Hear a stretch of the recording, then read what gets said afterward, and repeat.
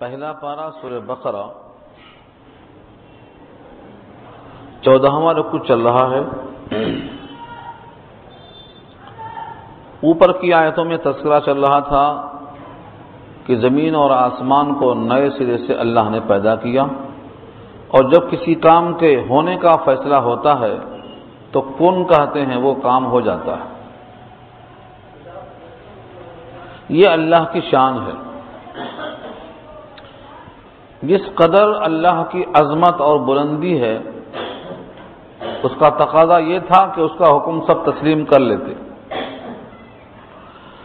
اس کے باوجود جو لوگ نہیں جانتے وہ یوں تقاضا کرتے ہیں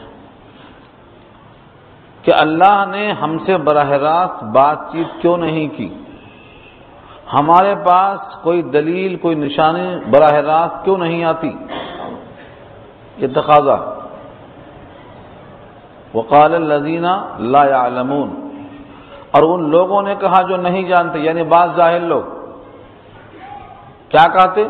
لولا یکلمنا اللہ، ہم سے اللہ خود بات چیت کیوں نہیں کر لیتا، ہمیں خود بول دیتا کہ فلانے کو میں بھیج رہا ہوں، ان کی بات مان لینا۔ لولا، کیوں نہیں، یکلمنا، ہم سے کلام کر لیتا۔ یہ ان کا لہجہ کیوں ایسا ہے؟ کیونکہ وہ بعض جاہل ہیں، وہ اللہ کی قدر نہیں کر سکتے، اللہ کی معرفت ان کو حاصل نہیں۔ یعنی جس طرح اللہ کا کلام کسی پر آیا ہے، وہی کلام ہم سے اگر ہو جاتا تو ہم اللہ کی بات کو مان کر یقین کر لیتے۔ لولا یکلمنا اللہ او تأتینا آیا، یا کم سے کم کوئی نشانی آ جاتی۔ نشانی سے مراد کیا تھی؟ وہ چاہتے یہ تھے کہ جو مطالبہ ہم کریں اسے پورا کر دیا جائے۔ مثلا نبی کے ساتھ خزانہ ہوتا، نبی کے ہاتھ میں کنگن ہوتے، نبی کے ساتھ ساتھ فرشتے ہوتے، بولتے رہتے کہ ہم معاون مددگار ہیں اور یہ اللہ کے نبی ہیں۔ نبی کے بڑے باغات ہوتے جس سے کھانے پینے کا فراوانی ہوتی۔ یہ سب ان کی آرزویں سورہ فرقان میں نقل کیا ہے اللہ نے۔ او یلقی الیہ کنز او تکون لہ جنۃ یاکل منھا، یہ ان کی خواہشیں تھیں۔ اللہ نے ان کا جواب دیا، کذالک قال الذین من قبلہم مثل قولہم، ایسا ہی ان لوگوں نے بھی کہا تھا جو ان سے پہلے تھے، انہی کی طرح ان کی بات بھی تھی جاہلانہ۔ انہوں نے بھی ایسا ہی کہا تھا اور ان کو بھی معلومات نہیں تھی۔ ان سے پہلے جن لوگوں نے تھے ان کی بات ان کی بات مشابہ ہے، مثل قولہم، ان کے قول کے مثل ان کا قول ہے، یعنی ناقابل توجہ۔ ان کی بات بھی ایسی تھی غیر معقول، اور یہ بات بھی غیر معقول، کیونکہ اللہ کسی انسان سے کلام کیوں کرتے؟ کیا حاجت پڑی ہے کلام کرنے کی؟ اللہ کسی سے کلام کرتے ہیں تو تین شکلوں میں، اس کے سوا اور گنجائش نہیں ہے بات کرنے کی۔ وما كان لبشر ان يكلمه الله الا وحيا او من وراء حجاب او يرسل رسولا فيوحي باذنه ما يشاء، یہ تین شکلیں ہیں بس۔ وہی بھیج کر کلام کریں، اور وہی نبی کے پاس آتی ہے، اور ہر ایک نبی نہیں بن سکتا، لہذا کل آدم۔ او من وراء حجاب، یا حجاب کے پیچھے سے بات کریں گے تو تم کہیں گے کہ ہم تو آواز سن رہے ہیں مگر کس کی آواز ہے ہمیں نہیں معلوم، تمہارا اشتباہ وہاں پہ باقی رہے گا، لہذا یہ بھی کل عدم۔ او یرسل رسولا، یا کسی قاصد کو بھیجیں، اس قاصد سے پیغام پہنچائیں۔ اور آج ایسا ہے کہ ہم نے تمہارے پاس ایک پیغمبر بھیجا ہے جو ہمارا قاصد ہے، وہ تمہیں پیغام دیتا ہے اور تم اس میں شک پیدا کر رہے ہو، لہذا یہ بھی باطل۔ یہ تین شکلوں میں بھی اللہ بات کریں گے، اور تین شکلیں بھی تم ماننے کو تیار نہیں۔ یہی تین شکل ہو سکتی ہے بات کرنے کی، اس لیے کہا کہ ان کی بات ان کی بات بالکل مشابہ ہے۔ بات مشابہ ہے یا ذات مشابہ ہے؟ فرمایا تشابہت قلوبہم، ان کے دل بھی متشابہ ہیں، جیسے ان کے دل ویسے ان کے دل۔ جب تک دلوں میں تشابہ نہ ہو بات میں مماثلت نہیں پیدا ہوتی۔ ان کا دل بھی انکار والا، ان کا دل بھی انکار والا، وہ بھی کٹ حجتی کرنے والے اور یہ بھی کٹ حجتی کرنے والے۔ جب دونوں کے قلب میں تشابہ ہے تو پھر ان کی دونوں کی باتیں بھی مماثلت رکھتی ہیں۔ قد بینا الآیات لقوم یوقنون، ہم نے خوب کھول کھول کر بیان کر دیا ہے نشانیوں کو، دلیلوں کو، لیکن ایسی قوم کے لیے جو یقین کرتی ہو، جو صاف صاف بات کو سن کر مان لینے کا جذبہ رکھتا ہو۔ جذبہ یقین ہے تو ہم نے کھول کے بیان کر دیا۔ لہذا اب مزید کسی وضاحت کی ضرورت نہیں ہے۔ اے نبی صلی اللہ علیہ وسلم، بے شک ہم نے آپ کو حق کے ساتھ بھیجا ہے۔ انا ارسلناک بالحق، انا بے شک ہم نے ارسلناک آپ کو بھیجا ہے بالحق، حق کے ساتھ۔ حق سے مراد قرآن، حق سے مراد حقیقی پیغام، حق سے مراد وہ چیز جو حقیقت میں واقع ہونے والی ہے، وہ سچی خبر دے کے ہم نے آپ کو بھیجا ہے، اور آپ کی حیثیت بشیرا و نذیرا۔ انا ارسلناک بالحق بشیرا و نذیرا، بشیر پہلے نمبر پر اور نذیر دوسرے نمبر پر۔ نذیر کہتے ہیں ڈرانے والا اور بشیر کہتے ہیں بشارت دینے والا۔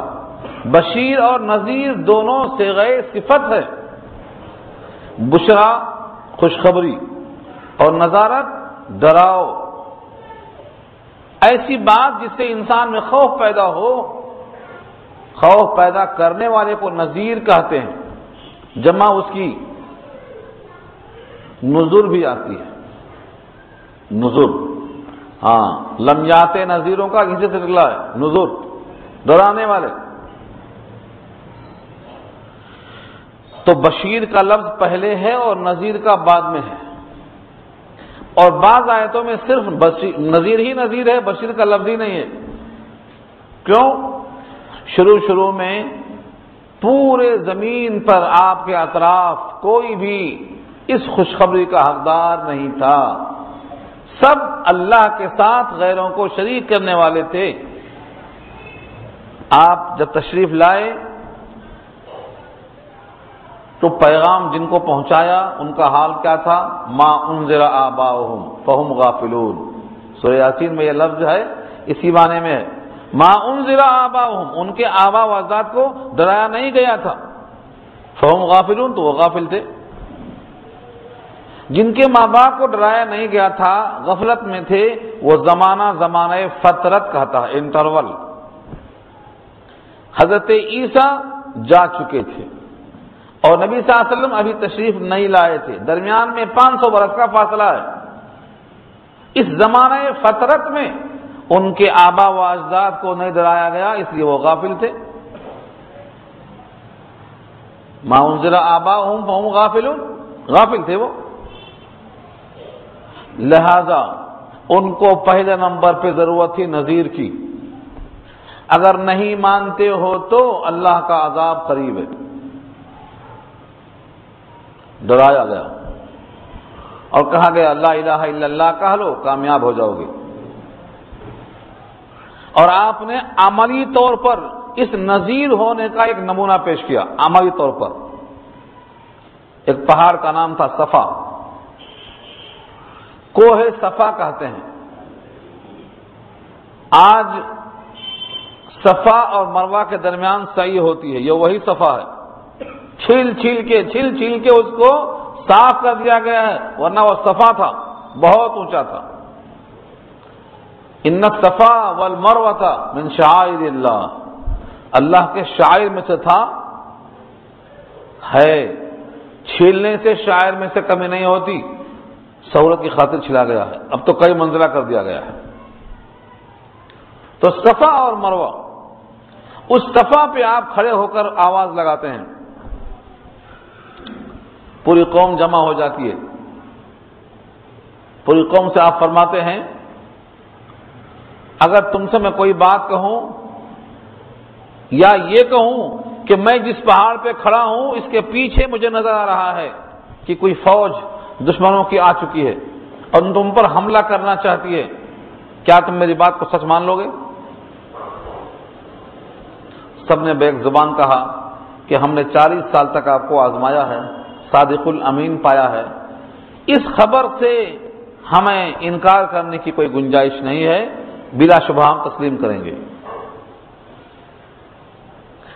جب آپ نے اقرار کروا لیا اپنے ذاتی اخلاق کا، صادق الامین ہونے کا، سچا ہونے کا، قابل اعتماد ہونے کا اقرار کرا لیا، اس کے بعد فرمایا میں تمہیں خبر دیتا ہوں کہ اگر تم نے لا الہ الا اللہ کو تسلیم نہ کر لیا تو تم پر اللہ کا عذاب آنے والا ہے۔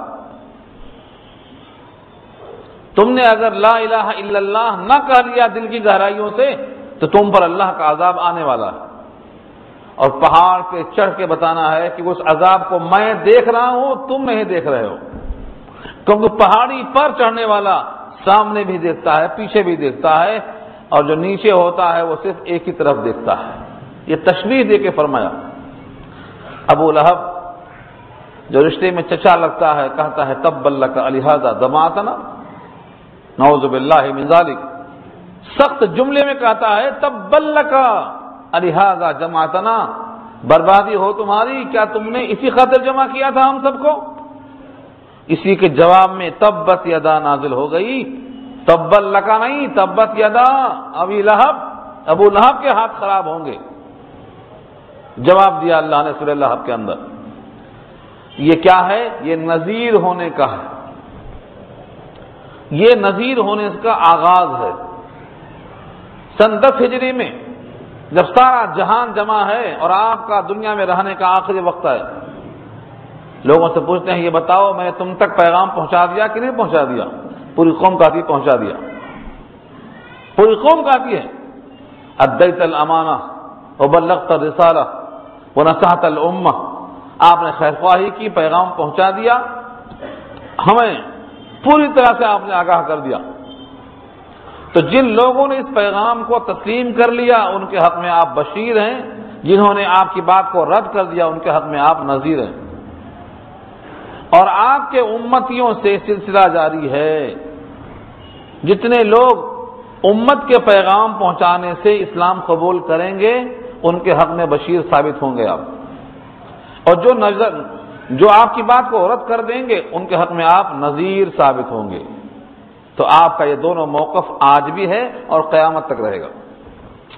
انا ارسلناک بالحق بشیرا ونذیرا، بے شک ہم نے آپ کو بھیجا ہے خوشخبری دینے والا اور لوگوں کو ڈرانے والا۔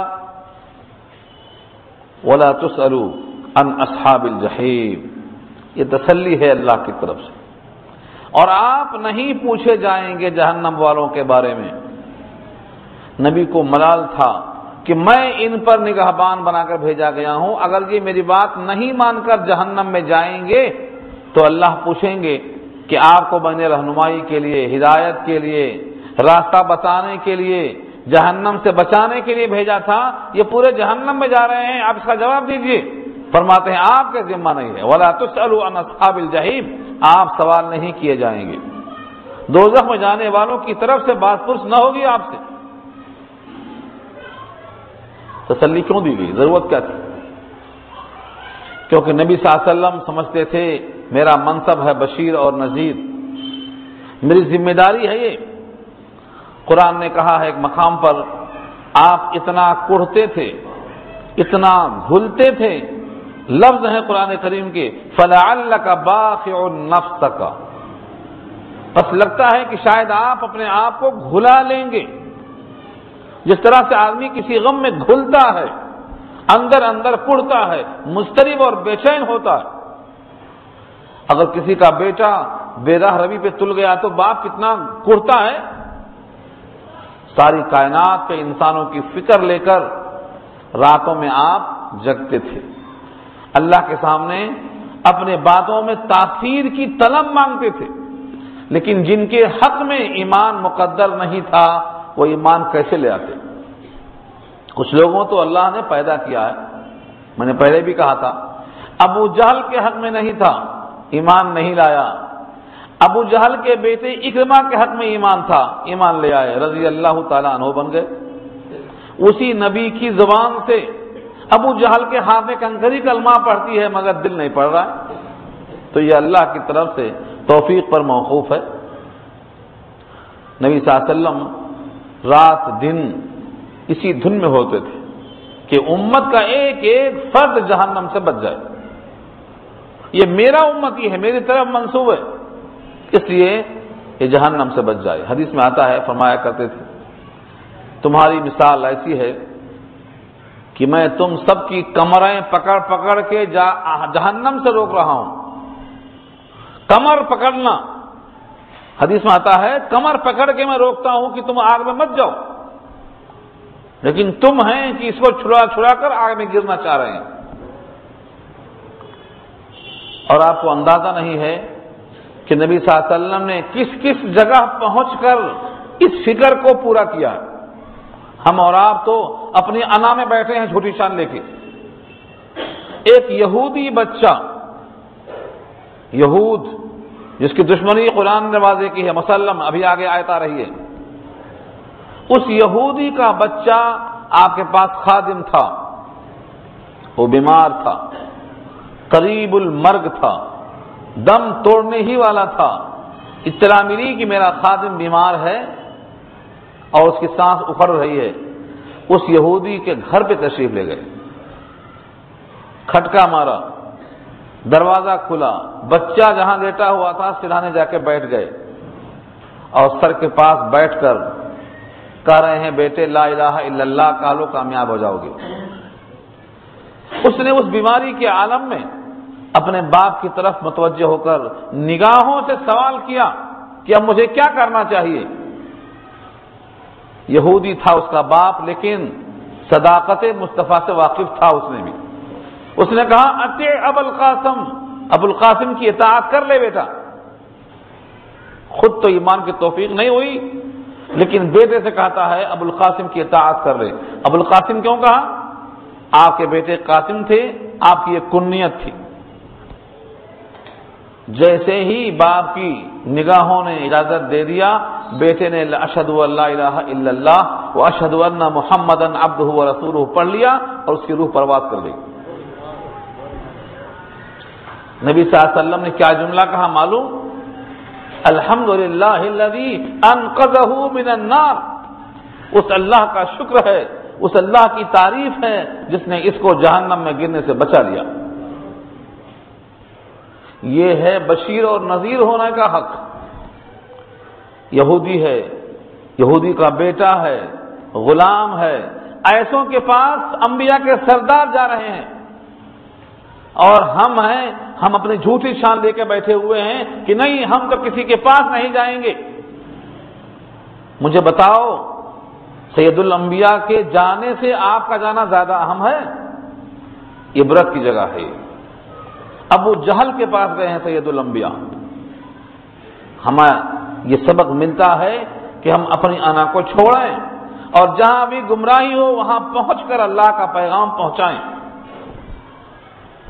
بندہ ایمان والا ہوتا ہے کہ نہیں ہوتا ہے ہم سے نہیں پوچھا جائے گا، کیونکہ مصطفیٰ سے نہیں پوچھا جا رہا ہے، لیکن اجر ملے گا اگر تمہارے ذریعے سے ایک اسلام میں داخل ہو جائے، ایک بندہ اللہ کا بندہ، مضبوط اللہ کا بندہ ہو جائے تو 100 سرخ اونٹ ملنے سے بہتر ہے، 100 سرخ اونٹ۔ لیکن ہم سے نہیں پوچھا جائے گا کہ وہ جہنم میں کیوں گئے۔ وَلَا تُسْأَلُوا عَنْ أَصْحَابِ الْجَحِيمِ، جہنم والوں سے متعلق آپ سے پوچھ نہیں ہوگی، لیکن اگر آپ نے محنت کی ہے تو آپ کا اجر ملے گا۔ تو بشیر اور نذیر ہونے کا آپ نے ہر لمحے میں حق ادا کیا۔ پوری امت نے اقرار کیا۔ جب پوری امت نے اقرار کر لیا تو آقا نے فرمایا اللہم اشہد، اے اللہ تو گواہ بن جا، یہ پورا مجمع اقرار کرتا ہے کہ میں نے حق پہنچا دیا۔ اس کے بعد اس مجمع کو جس نے اقرار کیا تھا کہ آپ نے پیغام پہنچا دیا، یہ کام لگا دیا نبی صلی اللہ علیہ وسلم نے کہ میں نے تم تک پہنچایا، اب تم ان تک پہنچاؤ۔ فَلْيُبَلِّغِ الشَّاهِدُ الْغَائِبَ، تم میں جو حاضر ہیں وہ غائب تک میرا پیغام پہنچا دیں۔ مجھے بتاؤ اس پیغام کے ذمہ دار آپ ہیں نہیں ہیں؟ دل پہ ہاتھ رکھ کے سوچو۔ نبی صلی اللہ علیہ وسلم نے ان سے کہا کہ تم کو میں نے پہنچا دیا، اب تمہاری ذمہ داری ہے کہ تم ان تک پہنچا دو جو آج یہاں موجود نہیں ہیں اور آنے والے ہیں۔ فَلْيُبَلِّغِ الشَّاهِدُ الْغَائِبُ، یہ نبی کا حکم ہے۔ جو نبی کے کام میں تعاون کرنا چاہتے ہیں اور نبی کے مشن میں آگے بڑھنا چاہتے ہیں، وہ جیسے ہیں، جس حال میں ہیں، ٹوٹے پھوٹے لب و لہجے میں ہیں، ان کو چاہیے کہ پیغام پہنچائیں۔ وَلَن تَرْضَىٰ عَنكَ الْيَهُودُ وَلَا النَّصَارَىٰ حَتَّىٰ تَتَّبِعَ مِلَّتَهُمْ۔ 120 نمبر کی آیت ہے، اس میں اللہ نے ایک پیغام دیا ہے کہ نصارہ اور یہودی تم سے راضی نہیں ہو سکتے یہاں تک کہ تم ان کے مذہب کو مان لو۔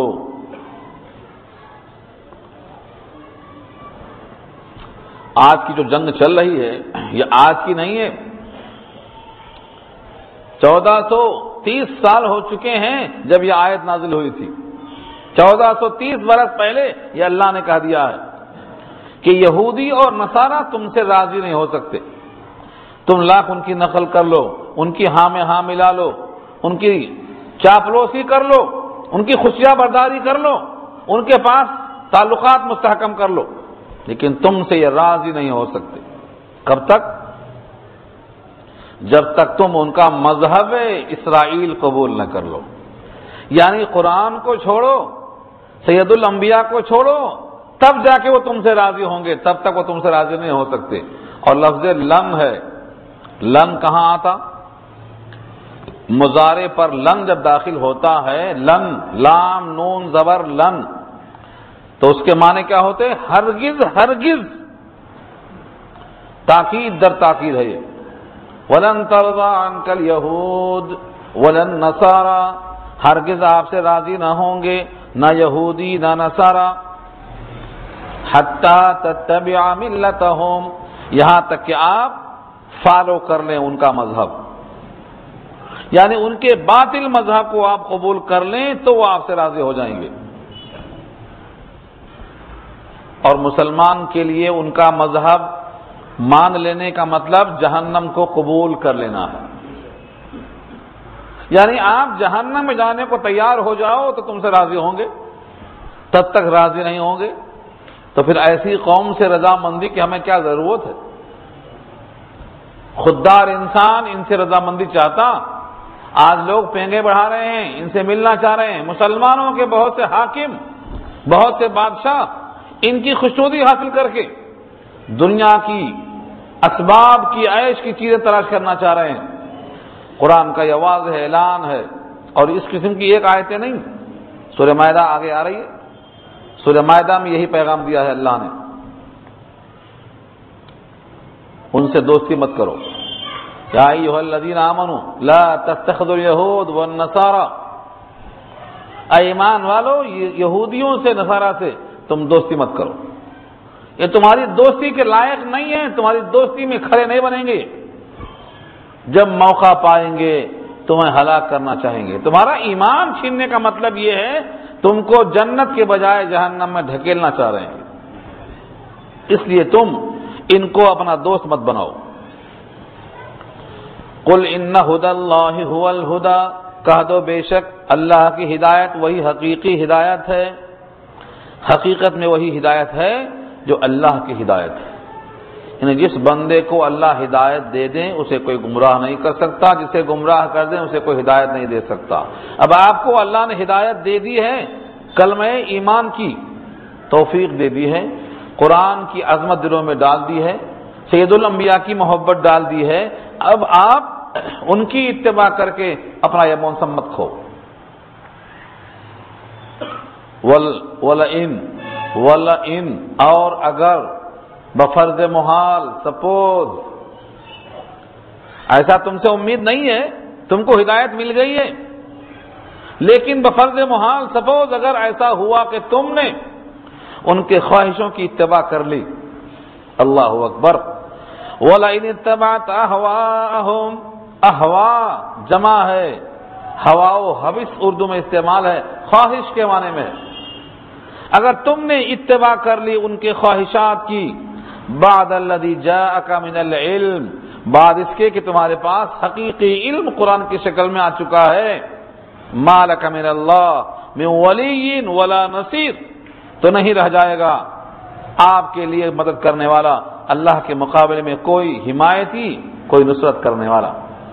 سوچا آپ نے؟ اگر ان کے خواہشوں کی اتباع کر لیا تو آپ کا کوئی مددگار باقی نہیں رہے گا۔ آج ہے نہیں ایسا، جن لوگوں نے ان کو خوش کرنے کی پالیسی اختیار کر لی ہے انہی کے گھر ویران ہو رہے ہیں اور انہی کی دنیا ڈاماڈول ہو چکی ہے۔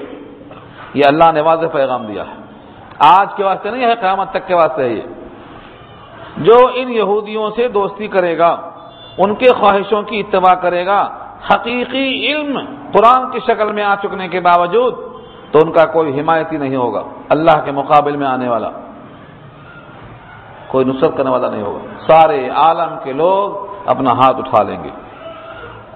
لہذا یہ اللہ کی طرف سے اعلان ہے کہ تم ان یہودیوں کو نہ راضی کرو، نہ ان کی اتباع کرو، نہ ان کی خوشامدیں کرو، کیونکہ یہ تمہارے ایمان کو چھین کر ہی راضی ہوں گے، اور تمہارا ایمان جب گیا تو بچا کیا؟ سب چلا گیا۔ اس لیے ان سے دوستی میں گھاٹا ہی گھاٹا ہے۔ الذین آتیناہم الکتاب یتلونہ حق تلاوتہ، بے شک جن کو ہم نے کتاب دی ہے جو اس کی تلاوت کرتے ہیں جیسا کہ تلاوت کا حق ہے۔ کیسا حق ہے تلاوت کا؟ الذین، جن لوگوں نے، آتیناہم، ہم نے دیا ہے ان کو، الکتاب، قرآن کریم، یا یوں کہو الکتاب میں الف لام استغراق کا ہے، تورات والوں کو تورات، انجیل والوں کو انجیل، زبور والوں کو زبور، قرآن والوں کو قرآن۔ الکتاب میں جو الف لام ہے آل کے معنی میں ہے، تمام کتاب، جن کو ہم نے کتاب دی، آسمانی کتابیں، ان کے زمانے میں، یتلونہ، وہ اس کی تلاوت کرتے ہیں، حق تلاوتہ، جیسا کہ اس کا حق ہے۔ کیا حق ہے؟ کہ اس کو صحیح پڑھیں، اس کو سمجھیں، اس پر عمل کریں، دوسروں تک پہنچائیں، اور کوشش یہ کریں کہ اس کے اندر اپنی ذاتی رائے نہ ملائیں، ہو بہو من وعن، جیسا ہے ویسا پیش کریں۔ چنانچہ بہت سے لوگ یہودیوں میں سے ایسے تھے جو تورات میں تحریف نہیں کرنا چاہتے تھے، تحریف کے بجائے صحیح صحیح پیش کرنا چاہتے تھے۔ اللہ فرماتے ہیں اولئک یؤمنون بہ، وہی لوگ تو ہیں جو اس پر ایمان لے آئے، جیسے عبداللہ بن سلام، حضرت کعب احبار، یہ دونوں تورات کے ماہر، یہودیوں کے پیشوا اور رہنما، ان لوگوں نے تلاوت کا حق ادا کیا، اور اس کتاب پر سچا ایمان کا تقاضا کیا تھا کہ سید الانبیاء آنے والے ہیں، یہ ان کی پہچان ہے، اس کو دیکھ کر ایمان لے آنا، لے آئے۔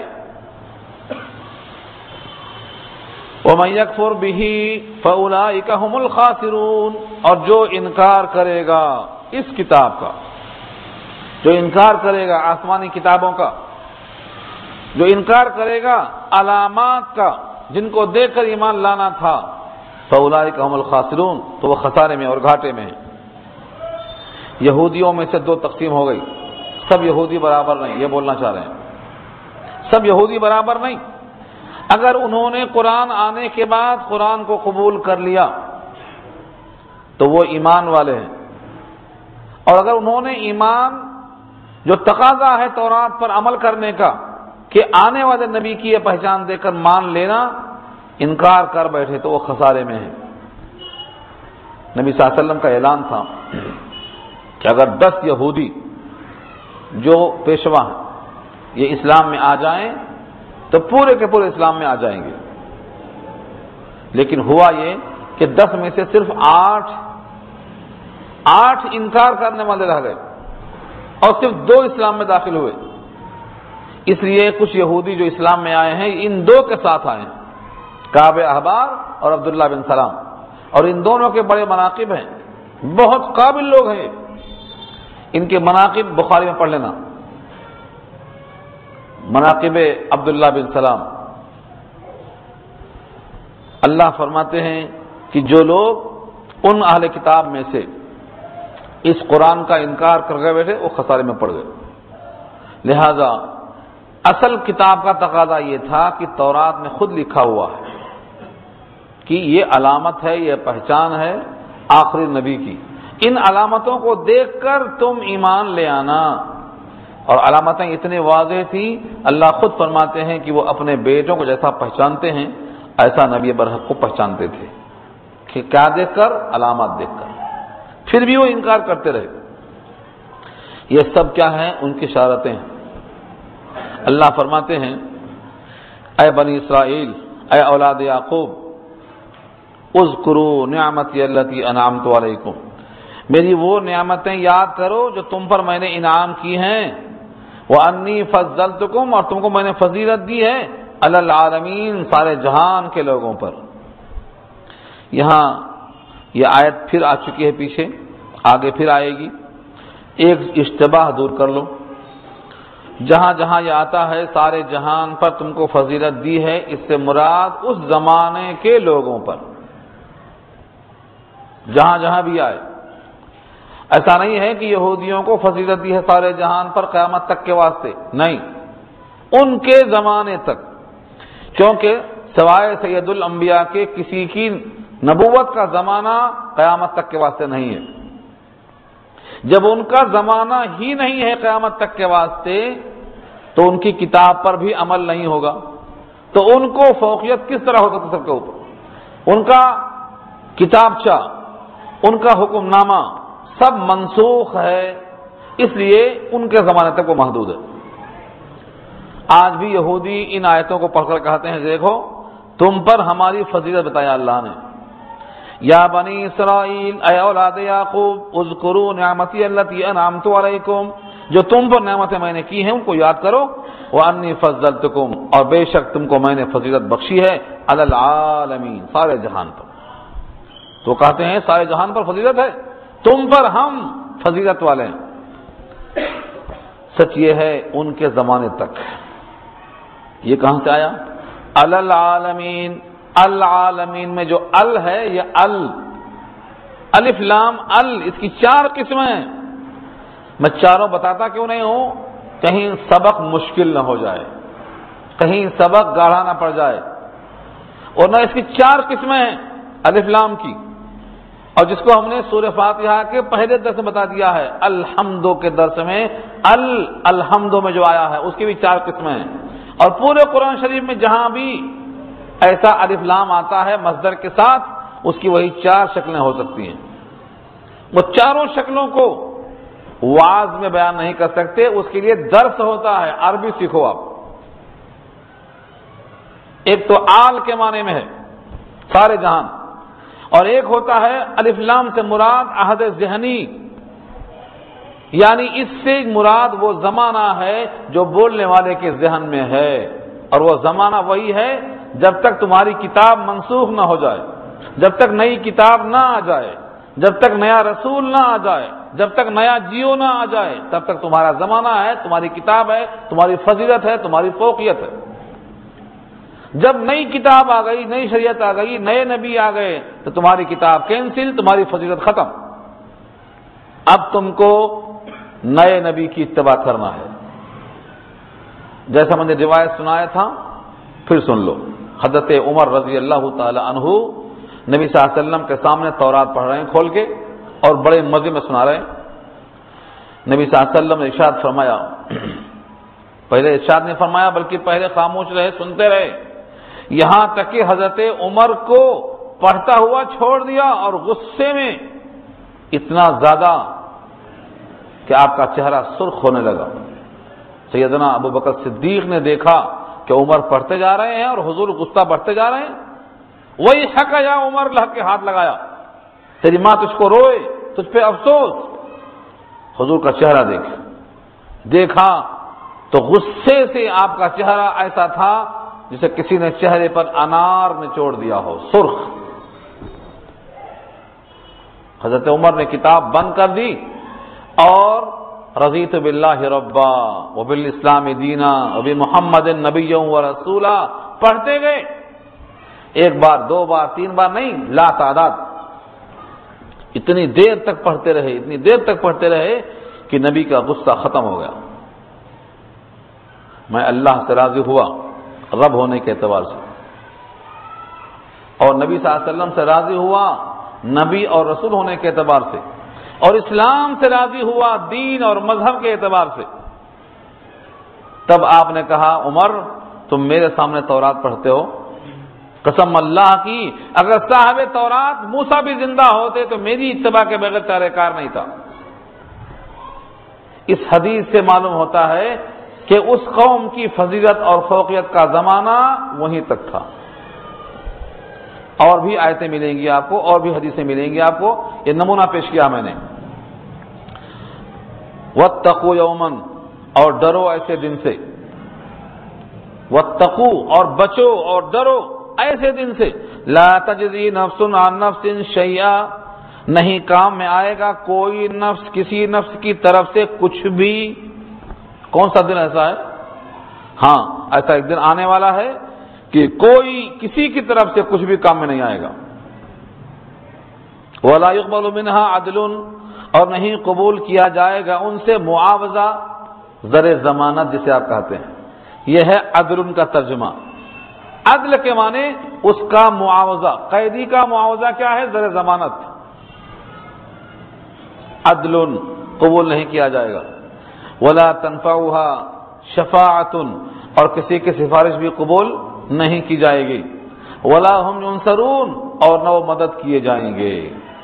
یہ آخری آیت آج کے درس کی ہے، اچھا سن لیجئے. یہ دن قیامت کا ہوگا، کوئی کسی کے کام میں نہیں آئے گا. یہ آیت اسی رکوع میں جس طرح آئی ہے ایسا ہی پیچھے بھی آ چکی ہے، تھوڑا سا لفظ آگے اور پیچھے ہے. واتقوا یوما، ایسے دن سے ڈرو، وہ دن بہرحال آنے والا ہے جس دن سے ڈرایا ہے اللہ نے.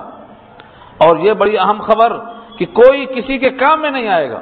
باپ بیٹے کے کام میں نہیں آئے گا، بیوی شوہر کے کام میں نہیں آئے گی، بھائی بھائی کے کام میں نہیں آئے گا، بیٹا ماں کے کام میں نہیں آئے گا. اور یہ مضمون پر کئی آیتیں ہیں. سورہ معارج پارہ 29، سورہ عبس پارہ 30 صاف موجود ہے، دیکھ کر بھاگے گا انسان. یوم یفر المرء من اخیہ وامہ وابیہ وصاحبتہ وبنیہ لکل امرئ منہم یومئذ شأن یغنیہ. سب بھاگیں گے، کوئی کسی کے کام میں نہیں آئے گا. حضرت عائشہ نے پوچھا اے اللہ کے نبی آپ میرے کام میں نہیں آئیں گے؟ سوال دیکھو کتنا پیارا ہے. حضرت عائشہ نے حضور سے پوچھا. کبھی کبھی بخاری پڑھ لینا چاہیے. خالی پیسے لگا رہے ہیں کہاں پر؟ تو جوڑوں میں خالی 10,000 کا سوٹ ہے. ارے بھائی کس دن کام میں آئے گا؟ یہ ایک دن ولیمہ میں پہن لینے کے لیے 10,000 20,000 کا جوڑا. دلہن کے لیے خریدی میں گیا تو مجھے معلوم ہوا، میری آنکھ کھلی، ایک جوڑا 10,000 روپیہ، 20,000 روپے کا جوڑا ایک دن 2 دن پہننے کے لیے. آخر قرآن کریم اور احادیث اور دینی کتابیں یہ کون خریدے گا، کون پڑھے گا؟ اس کے واسطے تو پیسے کسی کے پاس نہیں ہے، بجٹ ہی نہیں ہے. حضرت عائشہ نے پوچھا کہ اللہ کے نبی آپ ہمارے واسطے اس دن کچھ بھی کام میں نہیں آئیں گے؟ فرمایا نبی صلی اللہ علیہ وسلم نے عائشہ 3 مقام سے گزرنے سے پہلے کوئی کسی کے کام میں نہیں آئے گا. 3 جگہیں ایسی ہیں ان کو پار کرنے سے پہلے کوئی کسی کے کام میں نہیں آئے گا. وہ 3 جگہیں کون سی بتایا نبی صلی اللہ علیہ وسلم نے؟ ایک نامہ اعمال داہنے ہاتھ میں آنے سے یا بائیں ہاتھ میں آنے سے پہلے. نامہ اعمال دائیں ہاتھ میں یا بائیں ہاتھ میں آنا. نمبر 2 پل صراط سے گزر جانا. اور نمبر 3 شخصی طور پر اس بندے سے سوال جواب ہو جانا، یعنی نامہ اعمال تولا جانا. ان تینوں مقام سے پہلے کوئی کسی کے کام میں نہیں آئے گا. یہی جگہ ہے وہ. نامہ اعمال دائیں ہاتھ میں آیا، پل صراط سے پار ہو گئے، نامہ اعمال تولا گیا اور نیکیوں کا پلڑا جھک گیا. کامیاب، توڑ آ جائے گا۔ کوئی یہ سمجھے عدل ٹپ ہے جس کو پیا چاہیں گے بھیج دیں گے، ایسا نہیں ہے۔ پیا جس کو چاہیں سہاگن وہی ہے، وہاں نہیں چلنے والا ہے، وہ تو یہاں چلے گا۔ اللہ کی مرضی آئی تو ایمان دے دیں گے، یہ صحیح ہے، لیکن ایمان کے بغیر مرا تو اب اس کے واسطے جہنم سے کوئی روک نہیں سکتا، کوئی نہیں روکنے والا۔ نام اعمال داہنے ہاتھ میں آنا، پل صراط سے پار ہو جانا اور نیکیوں کا پلڑا جھک جانا، یہ قرآن نے کہا ہے، ایک جگہ نہیں 10 جگہ ملے گا۔ فمن ثقلت موازینہ فہو فی عیشۃ راضیہ ومن خفت موازینہ فامہ ہاویہ، یہ تو یاد ہے نا، ترجمہ پڑھ لو اس کا، سورہ اعراف کی آیت میں ہے فمن ثقلت موازینہ، فمن ثقلت موازینہ، جس کا نام اعمال کا وزن بھاری بھرکم ہو گیا تو وہ اللہ کی نگاہ میں کامیاب ہو جائے گا۔ فاولئک هم المفلحون، یہی آیت سورہ مومنون کے اندر بھی ہے، پارہ 18 میں۔ ایک جگہ نہیں ہے، آپ ڈھونڈتے جاؤ بہت جگہ ملے گا، یہ 3 ترازو ہے۔ معلوم یہ ہوا کہ نام اعمال داہنے ہاتھ میں آنے کی فکر کرنا ہے۔ اسی واسطے جب وضو کرتے ہیں، وضو داہنا ہاتھ دھوتے ہیں تو یہ دعا سکھایا اللہ کے نبی نے، اللہم آتنی کتابی بیمینی وحاسبنی حسابا یسیرا، اے اللہ میرا نام اعمال داہنے ہاتھ میں دینا اور میرا حساب آسان لینا۔ یہ داہنا ہاتھ دھونے کی دعا ہے، مگر کون وضو کرتا ہے دعاؤں کے ساتھ؟ جلدی جلدی ابڑ خبڑ مارے اور بھاگے۔ کیا کرنا ہے بھائی؟ باہر کام ہے، مجھے وہاں جانا ہے، انہوں نے بلایا ہے، ان سے ملنا ہے، ولیمہ کھانا ہے، دنیا کی خواہشیں پوری کرنا ہے، اور اللہ کے پاس آتا ہے تو ہڑبڑ ہڑبڑ آتا ہے، کام ہی نہیں، بے اطمینانی، بے سکونی، آخر کب تک رہے گی یہ؟ آؤ اللہ سے ہم سب مل کر دعا کریں کہ اللہ تعالی ہم سب کو نمازوں میں سکون عطا فرما۔ جب ہماری ان سے ملاقات ہو تو دل میں کسی کی چاہت کا خیال تک نہ آنے پائے، یہ دعا کر لو اللہ تعالیٰ سے۔ الحمدللہ رب العالمین، الصلاۃ والسلام علی سید المرسلین، یا حی یا قیوم برحمتک نستغیث، یا رب لک الحمد کما ینبغی بجلال وجہک العظیم، اللہم لا احصی ثناء علیک انت کما اثنیت علی نفسک، اللہم لا مانع لما اعطیت ولا معطی لما منعت ولا ينفع ذا الجد منک الجد، اللهم إنا نسألك العفو والعافية والمعافاة الدائمة في الدين والدنيا والآخرة، اللهم إنا نعوذ بك من الشقاق والنفاق وسوء الأخلاق، اللهم إنا نسألك الخير كله، رب ارحمهما كما ربياني صغيرا، رب ارحمهما كما ربياني صغيرا، رب ارحمهما كما ربياني صغيرا۔ اے اللہ ہماری خطاؤں کو معاف فرما، اے اللہ اس محفل کو قبول فرما، اے اللہ آنے جانے کو قبول فرما، ایک ایک قدم پر نیکیوں کا جو وعدہ ہے عطا فرما، اے الہ العالمین اپنے کرم سے قرآن کریم کا سچا علم نصیب فرما، اے اللہ اپنے راستے کو آسان فرما، جس راستے پر چلنے سے آپ خوش ہوتے ہیں، راضی ہوتے ہیں، اس راستے پر چلنا آسان فرما، جس راستے پر چلنے سے آپ ناراض ہوتے ہیں ان سے ہمیں دور فرما، الہ العالمین ہماری پیشانیاں ان کے بالوں کو پکڑ کے اپنی محبت کے راستے پر لگا لیجیے، الہ العالمین جب تک ہم جئیں اسلام پر باقی رکھیے، جب بھی موت مقدر ہو تو ایمان کی حالت میں آئے۔ اے اللہ جتنے لوگ یہاں بیٹھے ہیں سب کے دل کے جائز تقاضے، تمنائیں، مرادیں، حاجتیں، آرزویں اپنے کرم سے پوری فرما دیجیے، الہ العالمین سب کے حاجتوں کو پورا فرما دیجیے، اے پروردگار عالم سب کے آپ رب ہیں، سب کی ہر حاجت کو اپنے کرم سے پورا فرما دیجیے، اے اللہ جو رشتے شادیوں کے قابل ہیں پردہ غیب سے سنت کے مطابق ان کی شادیوں کا انتظام فرما دیجیے، اے اللہ جن کے پاس مالی پریشانیاں ہیں، غربت و افلاس ہے، بھوک ہے، اے اللہ ان تمام کے مقامات کو اے اللہ حل فرما دیجیے، اے اللہ سارے عالم میں جو مغلوبیت ہے، مقہوریت ہے، مظلومیت ہے، اے اللہ بے قراری ہے، اے اللہ معصوم بچوں کا خون زمین پر بہہ رہا ہے، اے اللہ ایسے ظالموں اور سفاک بھیڑیوں سے اس جہان کو پاک کر دیجیے، اے اللہ ان کے حق میں اگر ایمان مقدر ہے تو عطا فرما دیجیے، اے اللہ سارے عالم کے مسلمانوں کے دل میں جو کرب ہے، اضطراب ہے، بے چینی ہے، اے اللہ اپنے کرم سے اس کو دور فرما دیجیے، اے اللہ اسلام کو غالب فرما، اسلام والوں کو غالب فرما، اے اللہ ایک ایک ایمان والے کا تحفظ فرما، اے اللہ اپنے فضل و کرم سے آپ کے حبیب کی امت پہ اے اللہ محبت کا فیصلہ فرما، رحمت کا فیصلہ فرما، عنایات کا فیصلہ فرما، اے اللہ جب تک ہم جئیں اپنے فضل و کرم سے اپنی کتاب کے ساتھ لگائے رکھیے، اس پیغام کو عام کرنے میں شریک فرما لیجئے۔ اے اللہ جس کتاب کا حق ہے پڑھنے کا، پڑھانے کا، سمجھنے کا، سمجھانے کا، پہنچانے کا، عمل کرنے کا، اے اللہ اس کتاب کا حق ہم سے ادا نہیں ہو سکتا۔ اے اللہ تعالی اپنے کرم سے اس کمی کو پورا فرما دیجئے، اے اللہ اس کمی کو دور فرما دیجئے، اے اللہ جو موقظہ کرنے کے الفاظ ہیں اللہ ان کو معاف فرما دیجئے۔ الہ العالمین اپنے کرم سے اس کتاب کے ساتھ خصوصی محبت کو باقی رکھیے۔ اے اللہ نجات کے واسطے نام اعمال تولنے کے موقع پر، نام اعمال دائیں ہاتھ ملنے کے موقع پر اے اللہ اس کام کو، اس اجر کو قبول فرما لیجئے۔ وصلی اللہ تعالی علی خیر خلق سیدنا مولانا محمد وآلہ واصحابہ اجمعین برحمتک یا ارحم الراحمین۔